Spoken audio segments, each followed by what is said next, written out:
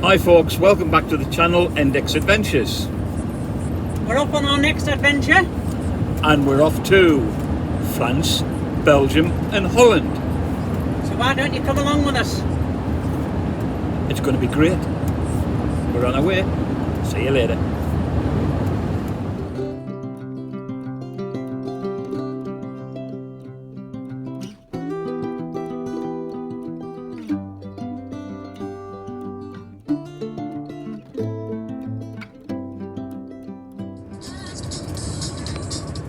It seemed totally devoted.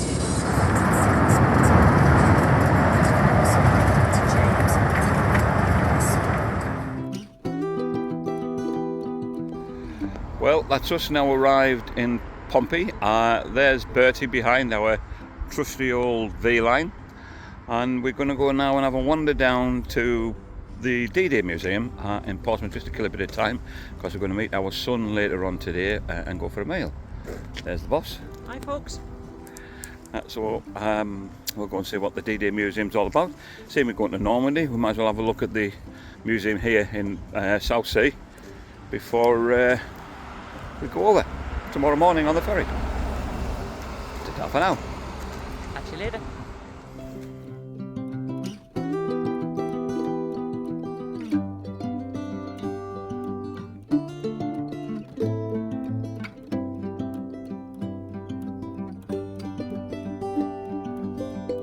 Right, that's just paid into the D-Day Museum, as you can see there, my little badge look.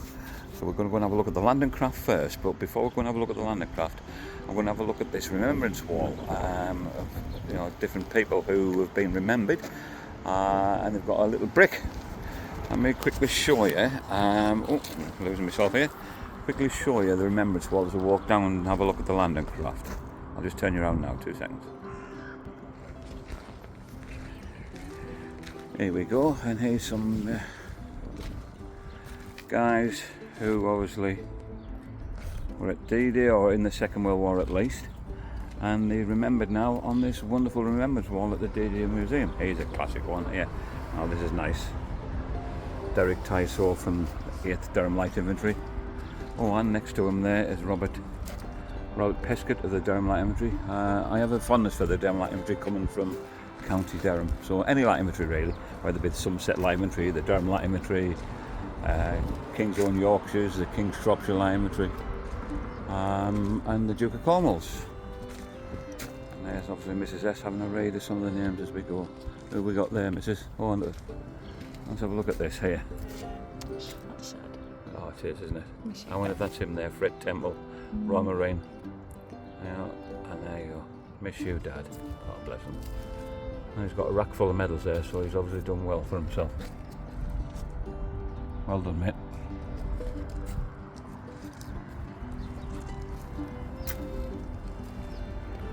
Anybody else you see there? Got Hampshire there, Wilfred Daniels, Pioneer Corps, Anthony Hill, 4-5 Royal Marine Commando, Terence Jepp, 9th Battalion, the Parachute Regiment.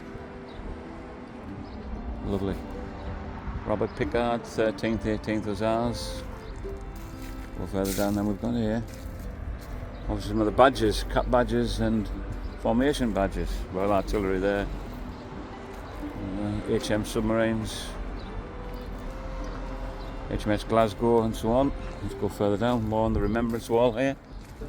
Anybody else we can look at? Frederick Fry from the Hampshire Regiment. Wilfred Vine, or William Vine, there he is there, Royal Engineers, a gentleman of the Corps. And there's Dennis Somerville, also a gentleman of the Corps. Sam Megson, 5 DCLI. Oh, James found somebody here. Another Durham boy there, look, Alan Berry, 8th DLI, there he is there. Well, and, oh, here we go, the 43, Paddy Malarkey. That's a good Scottish name, Paddy Malarkey. yeah, from the 1st Battalion, the Black Watch, the 43. God bless him. Yeah. Roland Markwick, Royal Electrical Mechanical Engineers. Tom Chatterton there from the 2nd Lincolnshires. And it goes on. and on and on. William Tickner, King's Shropshire Light Infantry. Bob Matthews, 1 RTR, 1st Royal Tank Regiment. There we go. Now we have another DLI boy there, Derek Whitehead, 9th Battalion, the Durham Light Infantry. That's wonderful. What a wonderful little gesture from the D-Day Museum, remembering the guys who were there.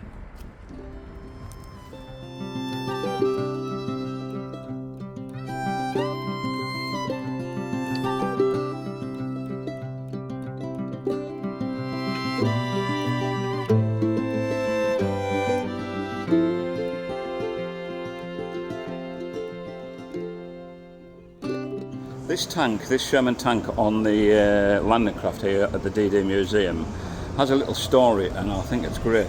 I'll just take you over here, and there it is. That was the tank originally, and it was destroyed or taken out, or knocked out is a better word for it, in a place called Villers-Bocage on the 13th of June 1944. Now the ironic thing about this Villers-Bocage is it was a day in history for the 4th County of London Yeomanry, who suffered to the hands of a German tank ace by the name of Michael Whitman, who destroyed, I think, about 25 vehicles. I'll check for definite and let you know, but he drove down through Villers-Bocage destroying tanks, armoured carriers, personnel carriers and so forth, Bren carriers and so forth, because the guys at the 4th County London Yeomanry were resting, and they didn't expect this German ace to come along and give them a hard time, and this tank was one of them. That was there. Great. Fabulous little story. I'll tell you the full story about Villers-Bocage another time. If you ever come to Portsmouth or Southsea, you must come and visit the D-Day Museum. It's a wonderful museum. I mean, we're just on at the moment, we're on the landing craft, the LTC. It's a great way place, isn't it? Yeah. Absolutely fabulous. I mean, we can't believe this. There you go, I'll show you this, boss. Look, we can't believe that this LTC, in its later life, was a nightclub in Liverpool. Unbelievable, unbelievable. But at least it's been rescued. It now tells the story of D-Day. And I like this as well. Look at this little flag locker here. Wonderful. And there you go. This is the bridge where the captain would stand, and that's his view. Down there, there would be 7 tanks aboard with its crews. 45 men. 7 tanks. There we go. And it set off sort of on the 3rd, 4th of 2nd of June. It set off on the 2nd of June, and it'll be at sea till it landed its first cargo, or its first passengers, that lot down there, the 7 tanks and 45 men, on the 7th of June, so a day after D-Day. And then I think it was used for transporting German prisoners back to the UK. Great way place. And here's its armament. Not Mrs S, but that.